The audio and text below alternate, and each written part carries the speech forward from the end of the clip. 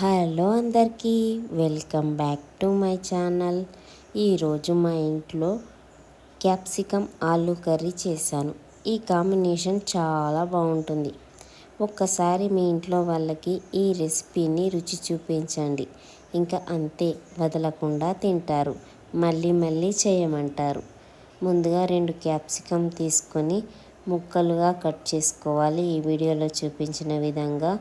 ఇందులోకి 2 టమాటాలు, ఒక చిన్న ఉల్లిపాయ, ఒక ఆలుగడ్డ చిన్న చిన్న ముక్కలుగా కట్ చేసుకొని స్టవ్ ఆన్ చేసుకొని ఒక కడాయి పెట్టుకొని గుప్పెడు పల్లీలు వేసుకొని దోరగా వేయించుకొని బరకగా దంచి పక్కన పెట్టుకోవాలి. ఇప్పుడు అదే కడాయిలో 4 చెంచాల నూనె వేసుకొని వేడెక్కిన తర్వాత ఆవాలు, జీలకర్ర, సన్నగా తరిగిన ఉల్లిపాయ వేసుకొని మగ్గిన తర్వాత కొద్దిగా కరివేపాకు, కొద్దిగా అల్లం వెల్లుల్లి పేస్టు వేసుకొని పచ్చివాసన పోయేదాకా వేయించుకున్న తర్వాత 1/2 టీ స్పూన్ పసుపు, కట్ చేసుకున్న ఆలుగడ్డలు, టమాటాలు, క్యాప్సికమ్ ముక్కలు వేసుకొని మూత పెట్టుకొని ఒక 5 నిమిషాల పాటు లో ఫ్లేమ్లో బాగా మగ్గించుకోవాలి.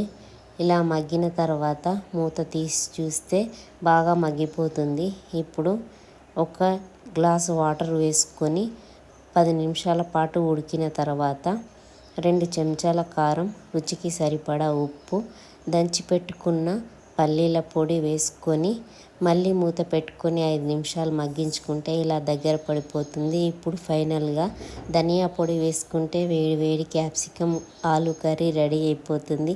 నా వీడియో కనుక మీకు నచ్చినట్టయితే please like, share, subscribe my video.